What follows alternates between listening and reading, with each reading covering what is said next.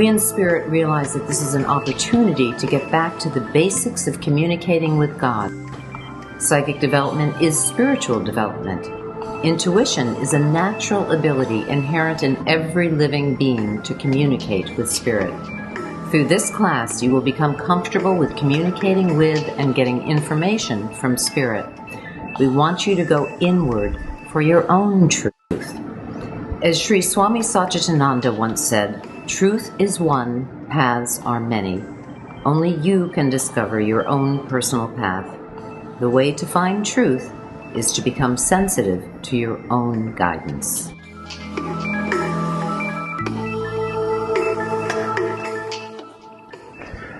Thank you, Jennifer. Good evening, everyone. Thank you for being with us. We are literally all over the world now. We have hundreds and hundreds of people in our class. Jennifer said something. She said, psychic development is spiritual development. So let's take the word psychic out of it for just a second. Intuitive development is getting closer to God, getting closer to Spirit, getting closer to your higher self, discovering who you are. All of that comes from intuitive or psychic development. How many times has this happened to you? You're humming a tune, or sometimes you turn the radio on in your car, and the humming that you're doing in here is suddenly on the radio. There's the same song.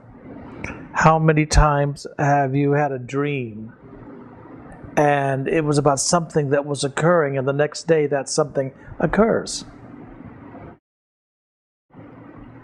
You think of a friend you haven't thought of for, say, a very long time, and in my day I used to teach, and you get a letter from them. Well, now you get an email from them, okay?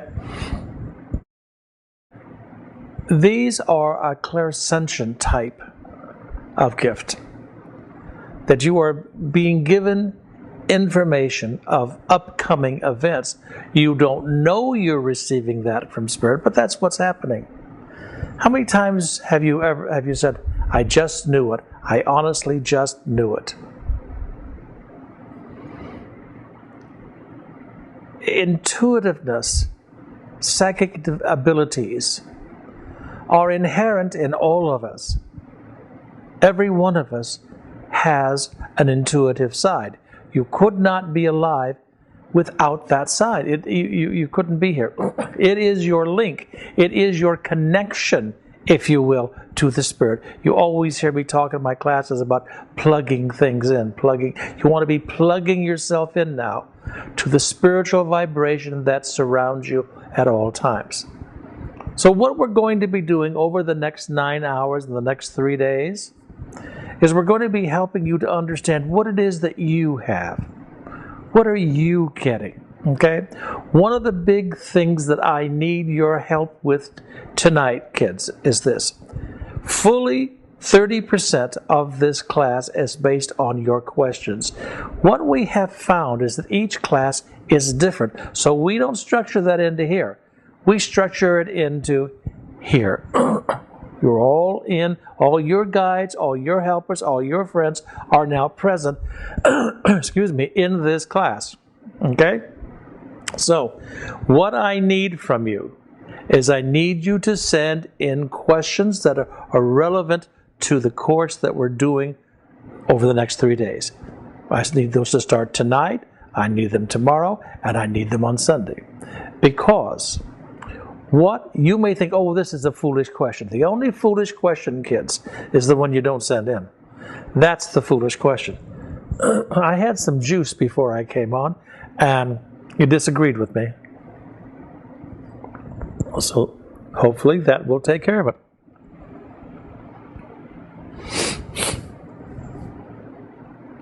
Sending in the questions grows other people. So your question that you send in may be on 30 to 100 other people's minds, but they don't send it in. So let's get the questions coming in. I was a little surprised when Jennifer said, you know, we don't have very many questions. So please send in the questions because they are factored in to each hour of the show. Inner knowing versus peer pressure. How many times have you denied your inner knowing, your inner gut feeling, and given in to the advice of others? Friends, relatives, TV, newspaper articles, when you yourself knew what your truth was. Folks, if you feel something, hold it dearly, because it's being given to you by your guidance. It's being given to you by the God force. And when you become even more intuitive, see, what this class is about is teaching you what you already have, that you don't know that you have, okay? People who join us in our in-person classes say, I didn't know that was there. How was I able to do that? Oh my God, where did that come from? We always had it. You didn't know you had it.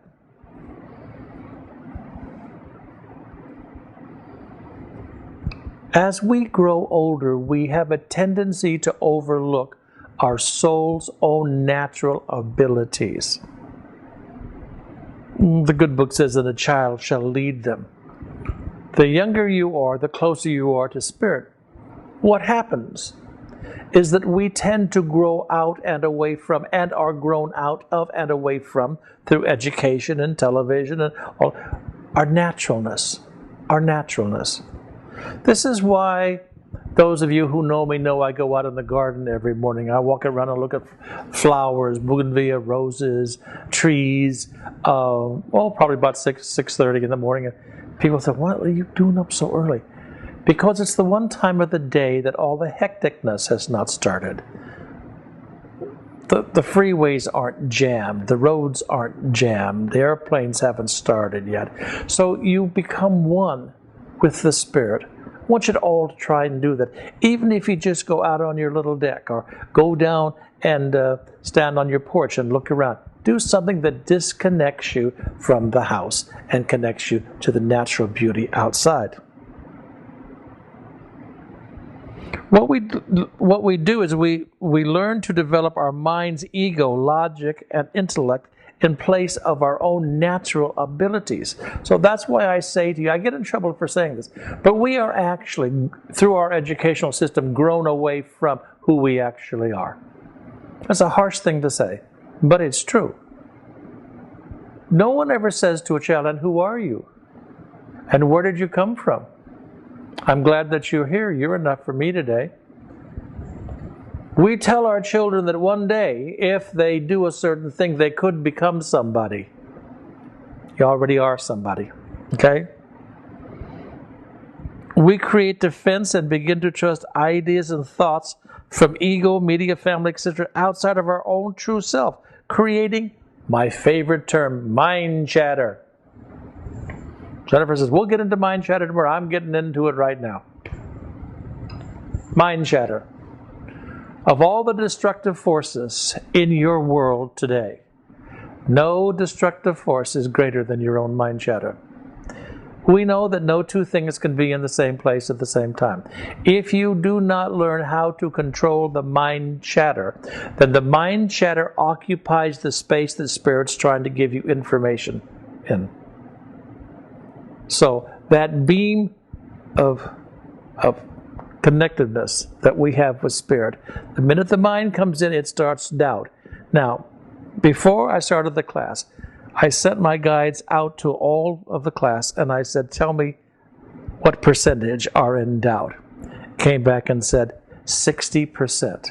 60% are in doubt in this class as to whether or not they personally can do this.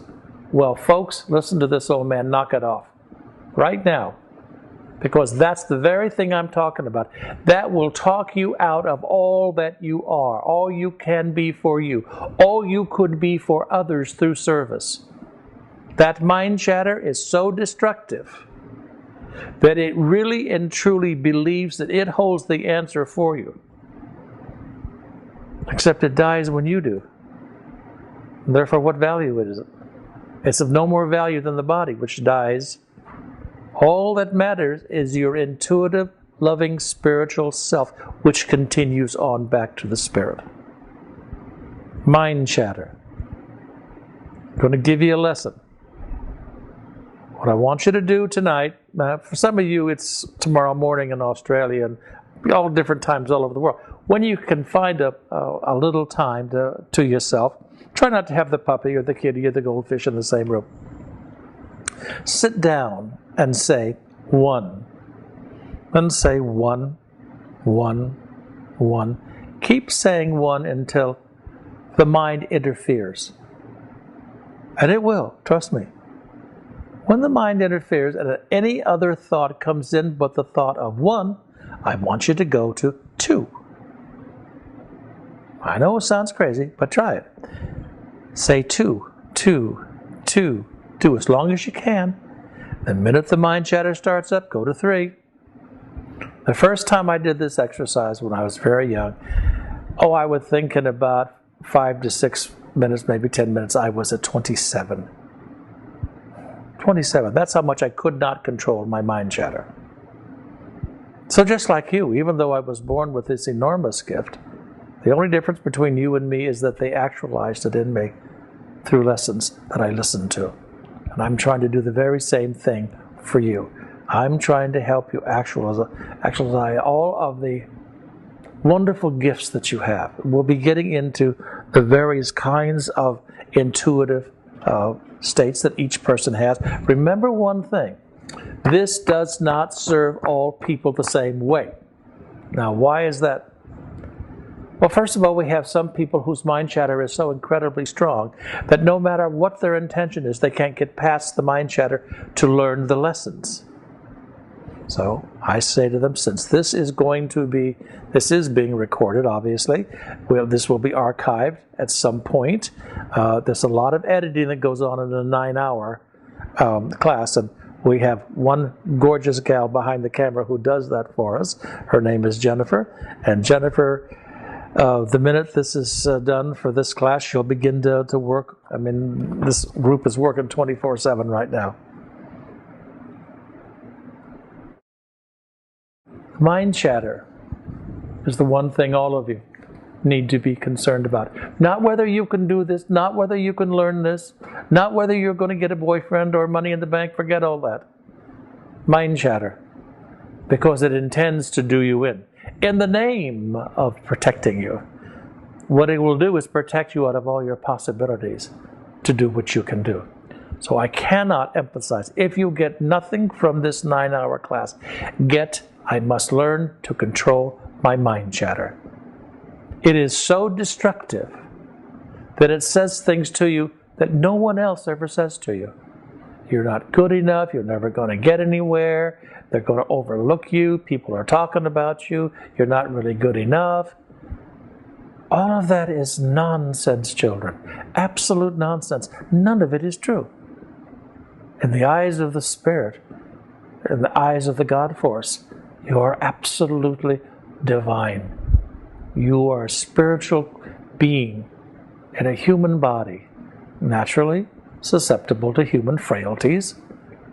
But the mind chatter is the one thing you must always be wary of. Always. Being in service to Spirit and God. For most of you, the reason that I'm going to say for a great many of you, the reason you would like to be more intuitive is to help, of course, yourself, but to also help others. We call that helping others service, okay? I would like to explain something to you that I have gotten in trouble with from my staff on many occasions, because it's something that's a little... People think I'm putting somebody down, and you know me, folks, that's the furthest thing I'll ever do is put somebody down. What is the difference between a psychic and a medium? For many, many, many, many years, I had on my card, sensitive. That's what we're called in England, which is the basis for my personal intuitive development. But nobody knew what that was. And so finally, I put the word medium, which is what I am. Nobody knew what that was. So a friend of mine said, just put the word psychic medium on your card and they'll understand. Made a big difference. Psychic medium. However, I am not a psychic. I am a medium. What is the difference? Now write this down, kids. What is the difference between a psychic and a medium? Psychics perceive. They get impressions, symbols, signals, sounds, and they put them together. Mediums receive. Mediums actually are given information directly from the Spirit through what we call guides, angels, spirits, helpers, friends, whatever you would like to call those who watch over you. I tend to call mine guides, but many people call them angels. Jennifer asked me a question before the show. She said, is there a real difference between guides and mediums? But can guides actually give, help you and give you, they can actually help you and love you, and they can touch you, by the way. Jennifer had an experience where one of her guides actually put his hands on her and sort of made her hair stand on end. Because that's a good thing, by the way, okay? So, in receiving, mediums hear, see, and or have knowing information directly from Spirit and God. Psychics translate information from Spirit, God, in a vibrational form. It's completely different. I'm not saying one is better than the other. Here's the little delineation point. All mediums are psychic, but all psychics are not mediums. Again, children, I'm not saying one is better than the other, but they are two different things. You see? Two different things. The psychics sense the vibration and energy of Spirit and perceive the meaning in order to translate these impressions verbally. And some of them are absolutely wonderful. Mediums act as mediators between this world and the world of Spirit. That's our job. We're a mediator. I'm a telephone. I think on one of my pictures on my webpage, it shows me holding up a phone. Okay? So I talk to the other side, they talk to me, and I talk to you. Now, in tonight's class, you won't see this, but after a while, you will hear the Spirit take over the class. And they will do it in such a way as you will never know it happens. It always just looks like me, but it isn't. Now, I am what is referred to as a direct voice medium, which means that I speak the words given to me by the angels and by the guides as I hear them. They literally come in the hearing and out the mouth at the same moment.